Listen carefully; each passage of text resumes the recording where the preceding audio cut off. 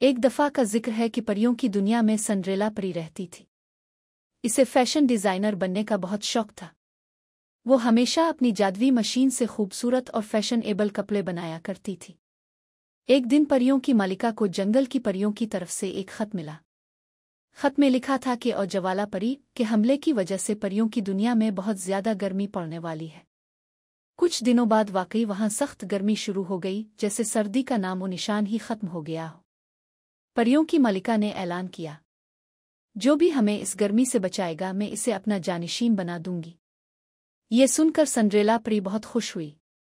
इसने सोचा, क्यों ना मैं परियों के लिए ऐसे जादुई बर्फ के लिबास बना दूं जो कभी पिघलना।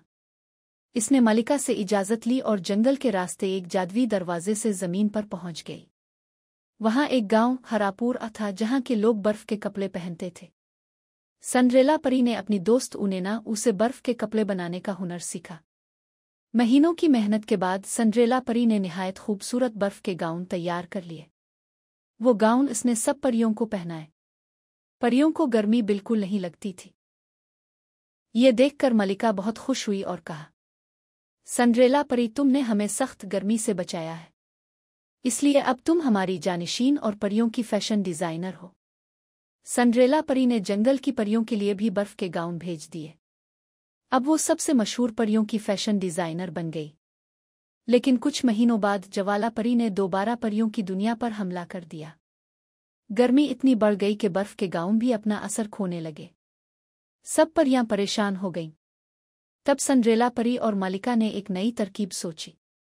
वो दोनों हमलों को गई और बर्फपोश पहाड़ों के करीब उड़ते हुए आइस परी के पास पहुंची। आइस परी ने उनकी बात सुनी और अपनी जादुई ताकत से एक जादुई मोती दिया। वो मोती लेकर दोनों परियां परियों की दुनिया के जादुई तालाब के पास आईं। जैसे ही मोती को पानी में डाला, वहां से ठंडी बर्फीली हवाएं निकलने लगे जो सारी परियों की दुनिया में फैल गईं। अब ज्वाला परी की गर्मी का जादू वहां तक नहीं पहुंच सकता था। यूं सब परियां हमेशा खुशी खुशी रहने लगे। दोस्तों, ऐसी मजीद कहानियां देखने के लिए चैनल को सब्सक्राइब करें।